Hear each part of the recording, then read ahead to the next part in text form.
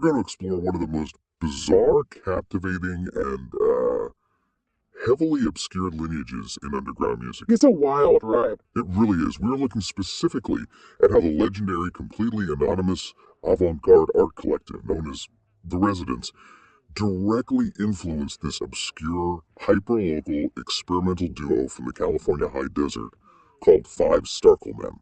This isn't a story of one band just like copying another band's chord progressions or buying the same brand of leather jacket. Right, it's deeper than that. It's about the transmission of an entire philosophy of art. It's about how a radical idea infects a completely different generation. Okay, let's unpack this, because to understand how these two incredibly weird worlds collided, we have to start in the California high desert with a kid named Luke. Right. So set the stage for us.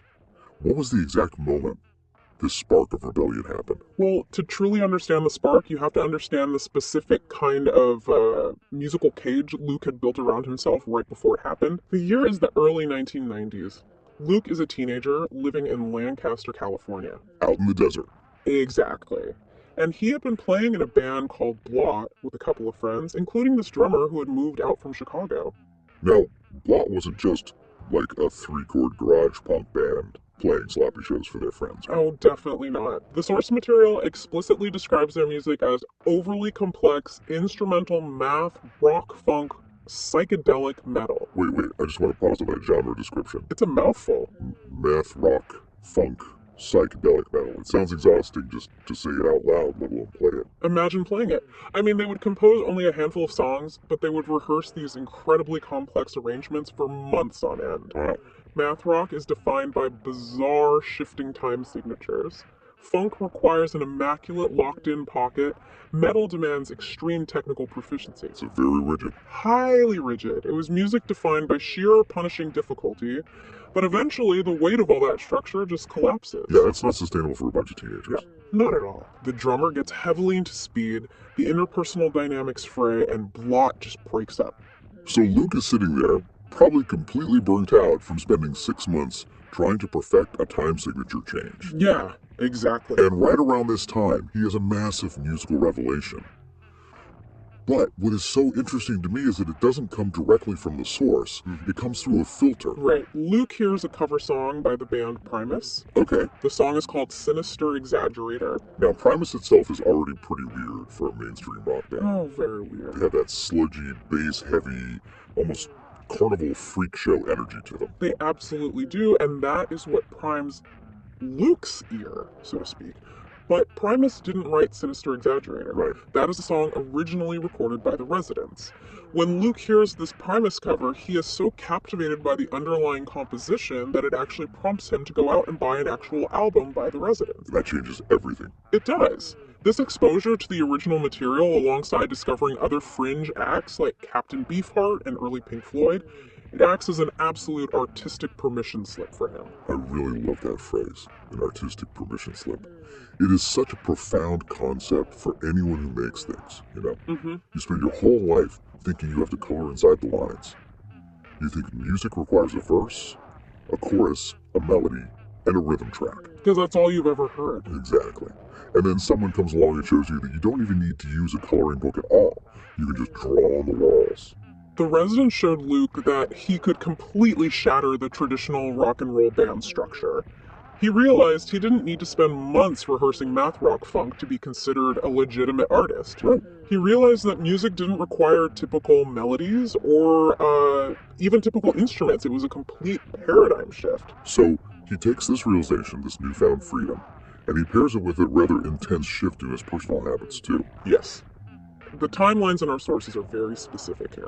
In the summer of 1991, Luke's use of psychedelics begins to expand significantly.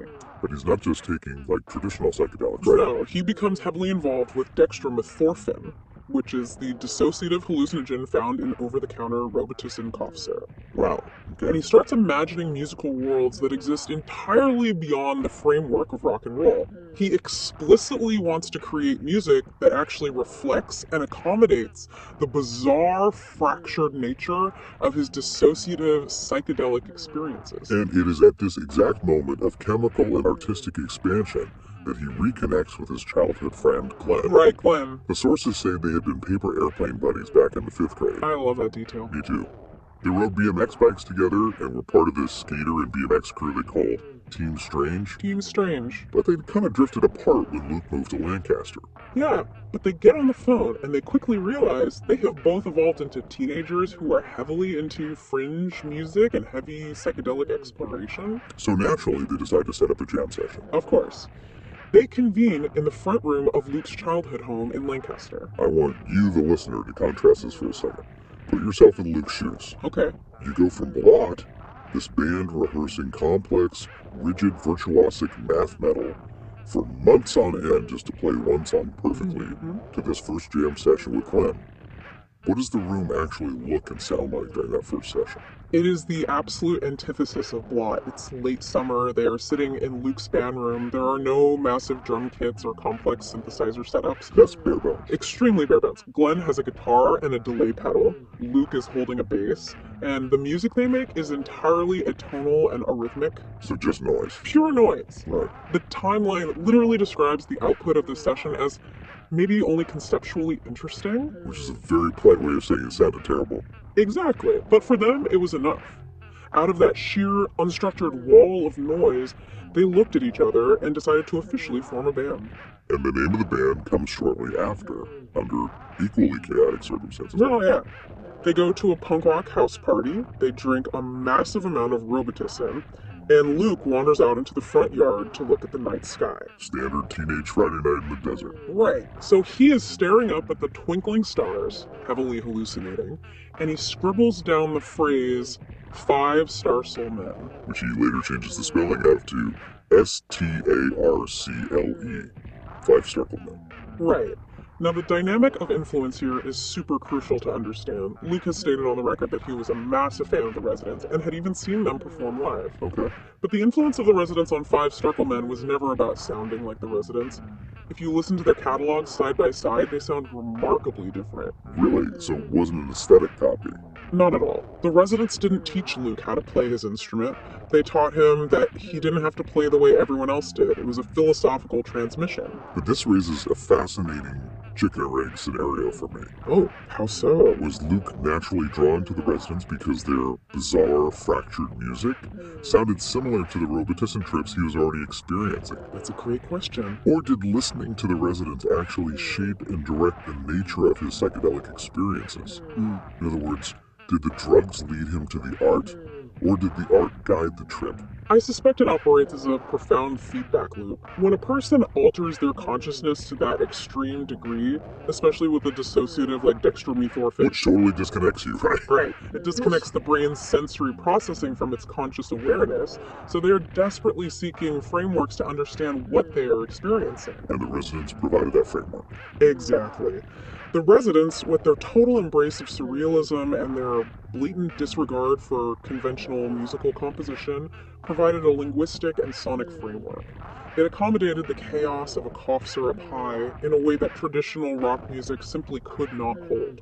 What's fascinating here is that neither of these groups, the Residents in the late 1960s and 70s or 5 Starcle Men in the 1990s, started out as technically proficient musicians in the traditional sense. No, not at all. They were just kids messing around with crude recording equipment.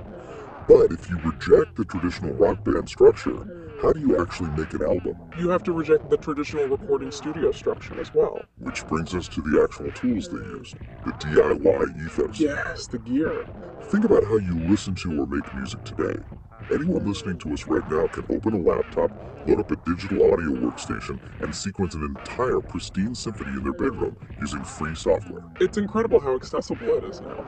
But in the 1970s, when the Residents started, and even in the early 90s for 5 Starcle Men, the concept of a home studio was practically unheard of. It was highly transgressive. It was an incredibly non-traditional approach. Let's look at the origin of the Residents first. The core members met in high school in Shreveport, Louisiana in the early 1960s. Shreveport? Yeah. And around 1966, they decided to pack up and try to join the burgeoning hippie movement in San Francisco. Makes sense for the era.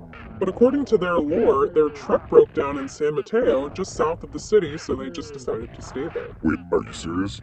The great avant-garde movement of the 20th century begins because a transmission blew out on a highway. The historical record backs that up completely. It is wonderfully fitting for a group that embraces chaos. That's amazing. Now, as they settled in, they were not trained musicians. Uncle Willie's Guide, which is our primary source on their history, explicitly states, since they were not musicians, the tape recorder became their tool of choice. So they just bought standard electronics. Yeah, they went out and bought crude consumer reel-to-reel tape equipment.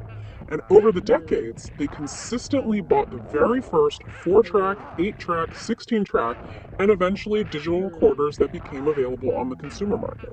The distinction there is vital. The tape machine was not just a passive device capturing a live performance. The machine was the instrument. Yes. They built their sound by taking magnetic tapes and razoring them. And I want to pause to explain how painstaking that is. Please do, because I think we take digital editing for granted. Completely. Imagine you have a physical piece of magnetic tape. You have to locate the exact microscopic spot where a drum hit occurs, mark it with a grease pencil. A grease pencil? Right. Then take a physical razor blade, slice the tape at a 45-degree angle, find another sound on another piece of tape, slice that, and manually tape them together with splicing adhesive. And if you're off by even a fraction? If you are off by a millimeter, the rhythm stumbles. They would overdub, remix, and change the speed of the motors. They used household items, children's toys, debris, and they synthesized these elements with incredible, tedious patience to create terrifying audio collages. It was a mad scientist laboratory approach to sound. Now flash forward 20-something years to 1992. 5 Starcle men are forming. They don't have a massive reel-to-reel setup in the Bay Area. They have the front room of Luke's childhood home at 2833 Springfield Place in Lancaster. Very different vibe. They have a standard consumer 4-track cassette recorder. They also had a Roland sampler that Luke borrowed and eventually bought from a friend named Bob. Thanks, Bob. Right.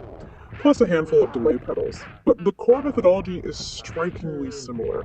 Early FSM output, like their cassette titled Istant, relied almost entirely on tape loops and digital samples rather than live musicianship. I have to bring up this quote from the source material because it paints such a vivid picture of what this Lancaster setup actually sounded like. Oh, the Womp Review. Yes, there was an underground zine called Whoomp, and a record store clerk in Austin, Texas, wrote a review of a 5 Starcle Men album he stumbled across. I love this quote. He describes their music as sounding like a lopsided tape loop as they went along. A lopsided tape loop. That is such a beautifully evocative phrase, and it highlights a massive difference in their applications of the DIY ethos. How so? Well, the residents, despite their deep weirdness, were meticulous craftsmen.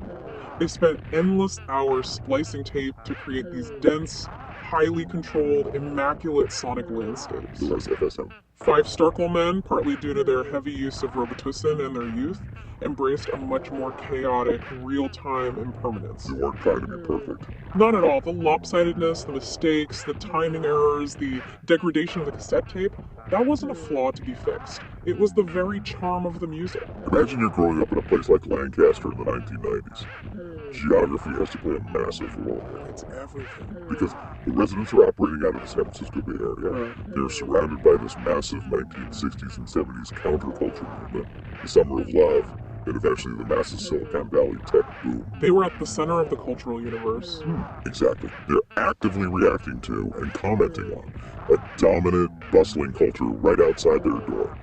But FSM is in Lancaster. And Lancaster in the 1990s is a very specific, deeply weird environment. The sources have a great description of it. They do. The Mondo Video concert notes in our sources describe Lancaster as an aerospace and Air Force town where half the inhabitants work on secret projects while the other half is paranoid from being fried by magnetic particle outfall. You are surrounded by secretive military adults working at Lockheed or Edwards Air Force Base. Sonic booms are literally rattling your windows. Yeah. You are isolated in the middle of a literal desert, and there is zero cultural scene for you to plug into. If you are a highly creative kid in that environment, you don't just want to make a song, you want to build an escape hatch. That intense isolation necessitates a completely different kind of DIY. Explain that difference. Well, for the residents, the home studio was an ideological choice to avoid the commercial music industry machinery. Right, they were protesting the industry. Exactly. For 5 Starcle men, the home studio, that little front room on Springfield Place, was the only world they had. It was a self-contained, insular creative universe built in a barren desert suburb. I want to posit a theory here. Go for it. Is it possible that a complete lack of traditional musical talent is actually a massive advantage when you're trying to invent a completely new genre? Ah, that's an interesting thought. Think about it. If you know how to play pentatonic blues scale perfectly, your hands will naturally, almost unconsciously, gravitate toward those familiar, comfortable shapes on a guitar neck. You fall back on your training. Right. If you literally do not know the shapes, you are forced to invent new ones.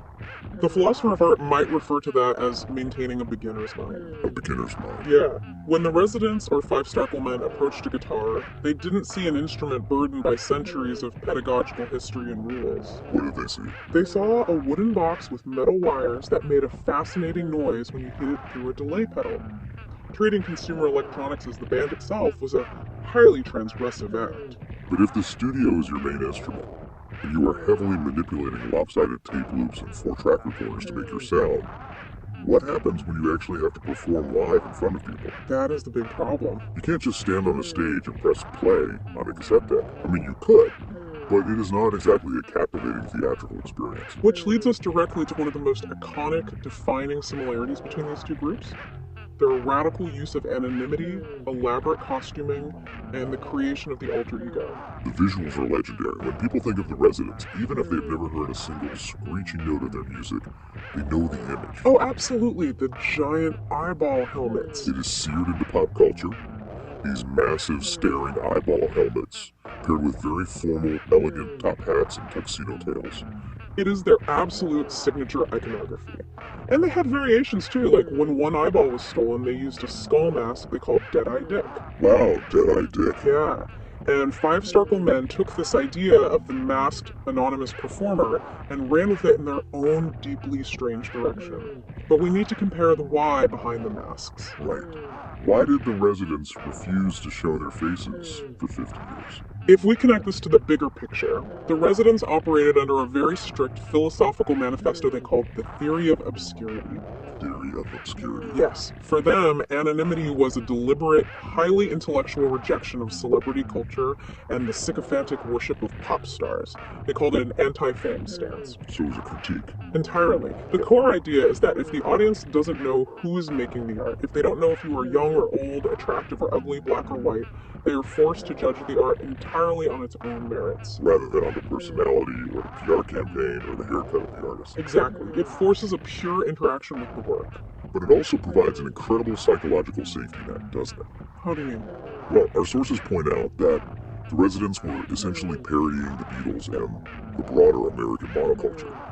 If you are going to brutally deconstruct the biggest pop culture icons in the world, doing it from behind a giant fiberglass eyeball offers a serious layer of protection. Oh, for sure. You avoid the personal consequences and the backlash of your own satire. The mask is a shield. Now, contrast that highly intellectual anti-fame stance with five Starcle men. FSM also adopted extreme, full-body alter egos. They really did. The Wump scene described them wandering through Austin, Texas alleyways in large, metallic alien robo-warrior suits. Just picture that for a second. I am. You step out the back door of a club in Texas in the 90s, and you're confronted by two kids draped in metallic alien robo-warrior armor. It's wild. But for FSM, the costumes were not a calculated critique of the music industry's star-making machinery. No, the suits were deeply, inextricably tied to their internal mythos. Luke and Glenn didn't just wear alien suits as a stage gimmick. They claimed they actually were entities called Starklemenese. Starklemenese? Yeah. The texts say the band was a dedicated attempt to autonomically encode a human alien self-other non-dualism. Whoa, hold on. We cannot just gloss over a phrase like human alien self-other non-dualism. It's dense. How does a teenager in a desert conceptually encode non-dualism with a delay pedal? What does that actually mean in practice? Well, non-dualism, in philosophical terms, is the idea that the boundary between me and everything else is an illusion. There is no separation between the subject and the object. When FSM talks about human alien, self-other, non-dualism, they are trying to erase the line between themselves, the weird, isolated kids in Lancaster, and the alien entities of their mythology. Right. By wearing the suits, they are not pretending to be aliens. They are attempting to collapse the boundary between the human and the alien entirely. Here's where it gets really interesting to me. The residents hid their identities to direct the audience's attention to the art. They were pointing at the canvas. But with FSM, heavily influenced by their roboticity use, did they hide their identities because they actually believed they were the art? That's a great point. Was FSM's costuming less of a high-minded artistic statement and more of a literal psychological roleplay? You have hit on the fundamental divergence. The residents were highly self-aware performance artists. They were always winking at the audience. Right. The eyeball helmet is a literal symbol of looking back at the viewer. It is confrontational. And FSM? FSM's mythology was intensely internal, earnest, and deeply vulnerable. The source material notes that FSM's early lore became an exercise in processing incredibly dark concepts. What kind of concepts? The lore involved kids being tortured, raped, and controlled by aliens until they became one with those very same aliens. We have to sit with that for a moment because that is incredibly heavy. Extremely heavy. That does not sound like a fun sci-fi band gimmick. That sounds like a desperate attempt to process severe trauma, or at the very least, a profound sense of powerlessness and social alienation. It absolutely does. Look at the background provided in the timelines. Tell me about it. Luke was dealing with parents who had divorced. His father was a Vietnam veteran suffering from mild PTSD, and his mother had shifted from being a 1960s groupie to an 80s aerobics instructor. That's a lot of shift in one house. And Glenn was raised in a strict Mormon high school, was a BMX expert who was constantly injuring himself, breaking his nose repeatedly doing stunts, and was described as the class clown masking his pain. Wow. These are two weird, highly sensitive, creative kids stuck in a rigid, conservative aerospace town. When you lay it out like that, the alien suits aren't about the music industry at all. The suits offered psychological safety from their own lives. Precisely. If you are an alien, you do not have to deal with your parents' divorce or the PTSD in your house or the crushing boredom of the desert. It is a way to navigate the trauma of their own adolescence. They fully committed to the bit. In an interview with Woomseen, when the interviewer asks Glenn if the aliens are real, Glenn just laughs, says sure, and completely deadpans that he talks to them regularly. Just deadpans. Yeah. That level of psychological commitment naturally dictates the kind of music they are making behind those masks. Which brings us to the conceptual mythologies they were building. Right. Both bands use surreal narratives to process reality, but their targets were fundamentally different. The residents focused their gaze outward, dissecting society. He did. They would compose incredibly complex conceptual albums built around a single, unifying theme. Take their album God in Three Persons. It is described in the texts as an hour-long spoken word poem set to music, dealing with themes of sexual compulsion and violence. An hour long. Yeah. Or look at their interactive project, Freak Show, which used stories of literal sideshow freaks to reflect their own deep-seated feelings of being outsiders in the mainstream music industry. They really dug into the American psyche. They even tackled the ultimate American icon, Elvis Presley, with an album called The King and I. Wait, how exactly do you tackle the legacy of Elvis as an anonymous giant eyeball? By mercilessly stripping his songs tracks like Viva Las Vegas or Teddy Bear down to their barest, most terrifying essence. Terrifying. Oh yeah. The goal, as stated by the band, was to put the pain, anguish, and even fear back into these songs. The residents were scientists, pinning Western popular music to the corkboard and dissecting it to show you the bloody guts inside. It is like holding up a funhouse mirror to American culture and forcing the listener to look at how grotesque our obsessions really are. You know, FSM, on the other hand, is not deconstructing Elvis or making commentary on sexual compulsion. They're building a world entirely from scratch. Yes. FSM created a chaotic, highly specific, almost impenetrable lore. It was described as a dialectic of paranoid, globalizing, and insulating drives. And they had characters, right? They populated this universe with recurring characters, the most prominent being Rocket Boy. Please explain the lore of Rocket Boy. I need to hear this. Okay, according to the source timelines, Rocket Boy is an interdimensional traveler originating from a planet called Deadzo. Planet Deadzo. Got it. He was caught in a freak radiation storm that physically turned him into a human and left him stranded on Earth. But, crucially, as a side effect of this cosmic storm, he is completely immune to all energy attacks. Energy attacks. Yeah, gamma rays, freeze rays, lasers, you name it. And he has an arch nemesis named Captain I, right?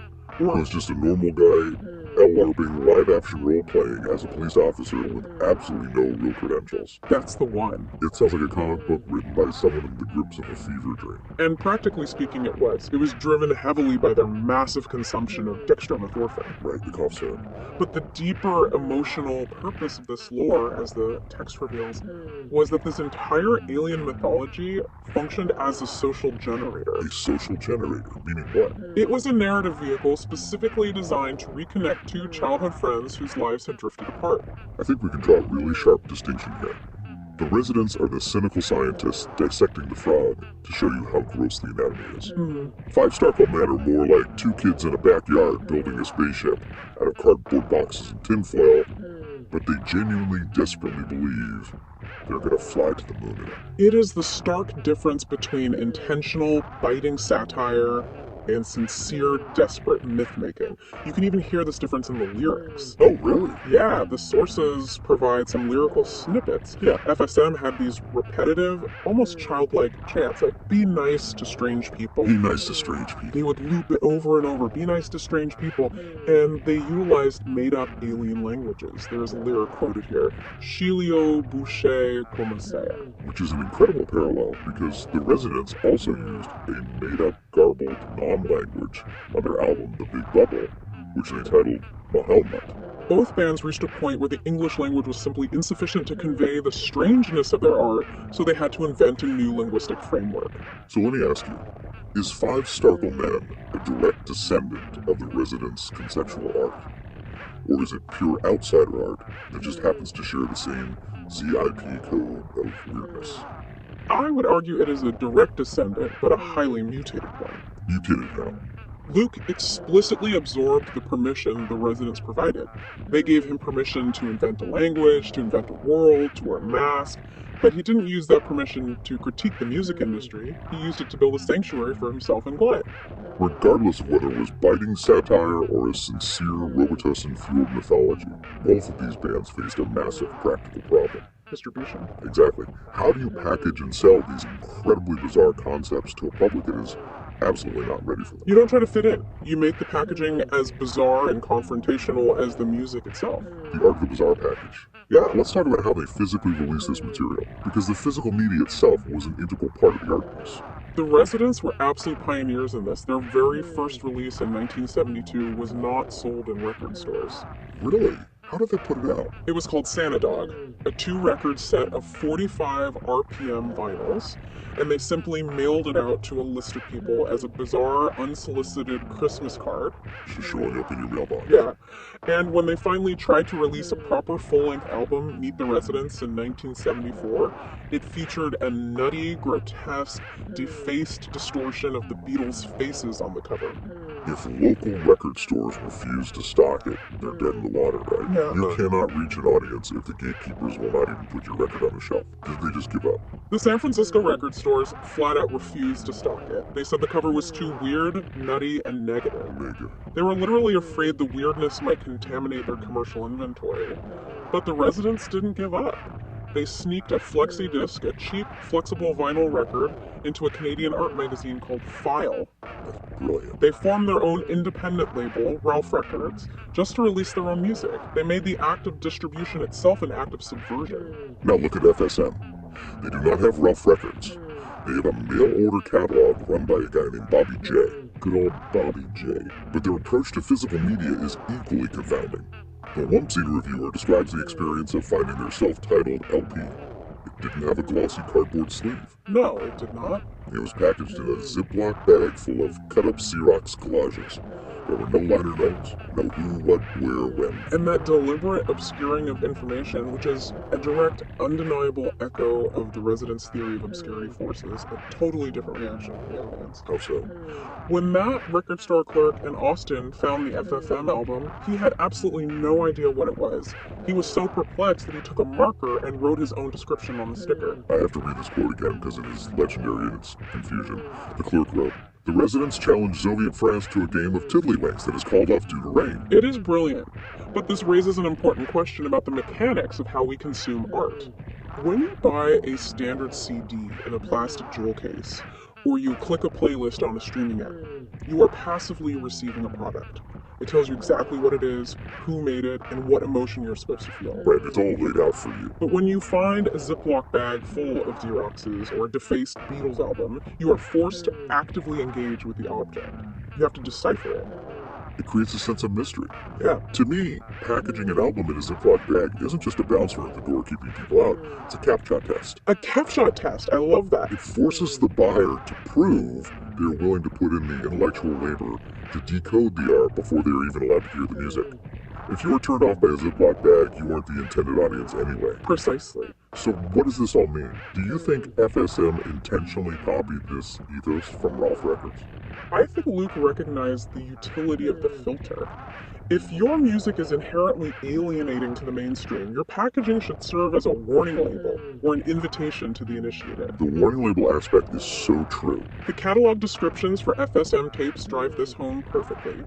Bobby J's catalog was selling an FSM cassette called Reject Ward for $4. $4? What a steal. And the description read, an extremely twisted, hallucinatory mix of samples, loops, detuned guitars, cough syrup chants, alien transmissions, and other weirdness. It's truth in advertising.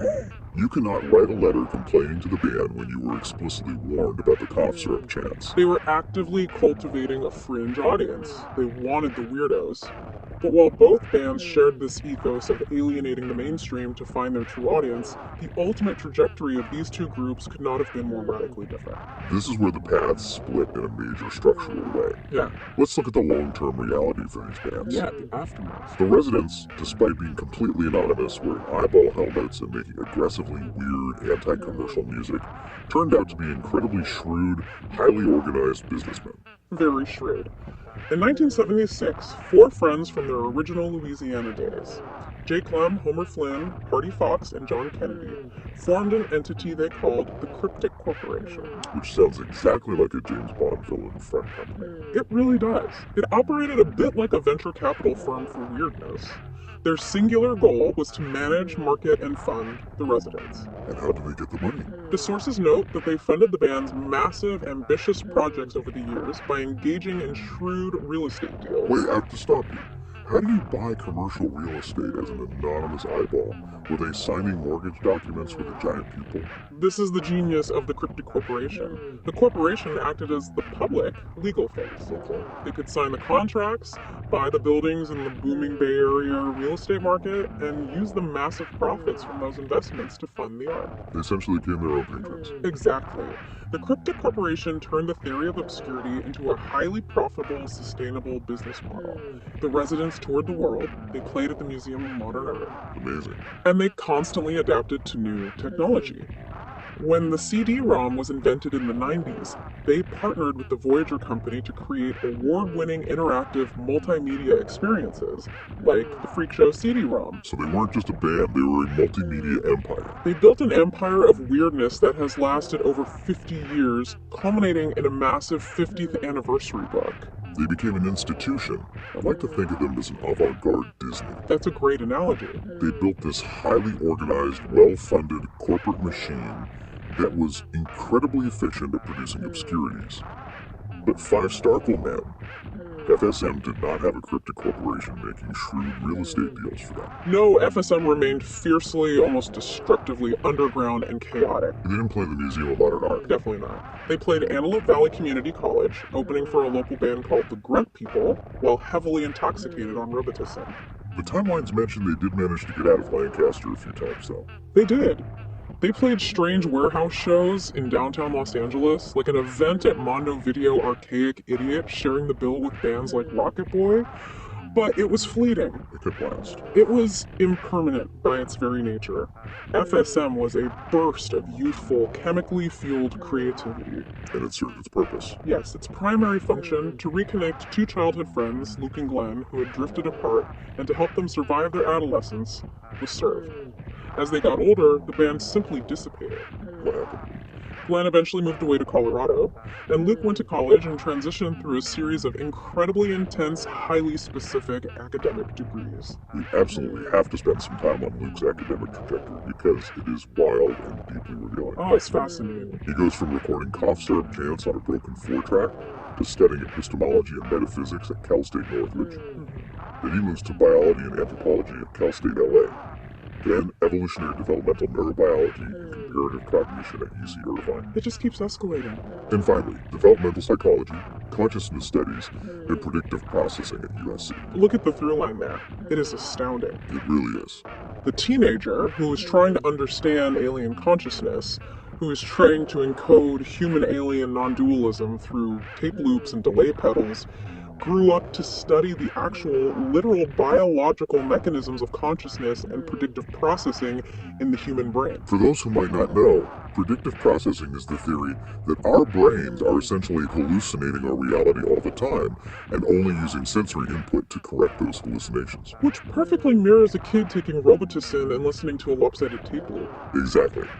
The medium changed from avant-garde music to rigorous cognitive science, but the underlying inquiry into how the mind constructs reality remained exactly the same. It is a profound evolution. But it makes me wonder, does the fact that FSM never achieved the institutional financial success of the Residents make their art more authentic? Or does it just make it less organized? That's the eternal question with this stuff. Like, imagine a thought experiment where a venture capitalist had stepped in and formed a cryptic corporation for 5 Starcle men in 1993. Would commercializing that raw kids in a desert energy have ruined it? That is the eternal tension of underground art. The Residents prove that you can sustain obscurity at a commercial scale, but it requires incredible discipline. On emotional distance. Exactly. Discipline requires a kind of emotional distance. The Residents were orchestrating a 50-year art project. FSM was a messy, painful, ecstatic adolescence captured on a degrading cassette tape. Right. To commercialize FSM might have been to destroy the very fragility that makes it so compelling to dig up today on obscure digital museums and Discord servers. It is the avant-garde Disney versus a beautiful, chaotic fireworks display that goes off in an empty Lancaster parking lot at 2 a.m. I love that. You need the Disney machine to change global culture over 50 years, but you need the fireworks display to prove that magic can happen anywhere, even in a Ziploc bag. I think that captures the dynamic perfectly. So to bring this massive journey to a close, we started with a teenager in a math metal band who felt trapped by the exhausting rules of music. Yeah. A Primus cover of a Resident song acted as a conceptual skeleton key for him. It unlocked the door, and through that door, Luke and his friend Glenn built a bizarre, beautiful, and deeply weird universe in the California high desert. They built a whole world. The Residents provided the blueprint for total anonymity, for DIY home recording, and for building intricate conceptual mythologies. But 5 Starcle men took that blueprint and filtered it through their own unique blend of childhood trauma, suburban isolation, and a significant amount of cough syrup. It is a testament to the fact that artistic influence is never just a copy, it is always a translation. Always. And that leaves us with one final thought to ponder today.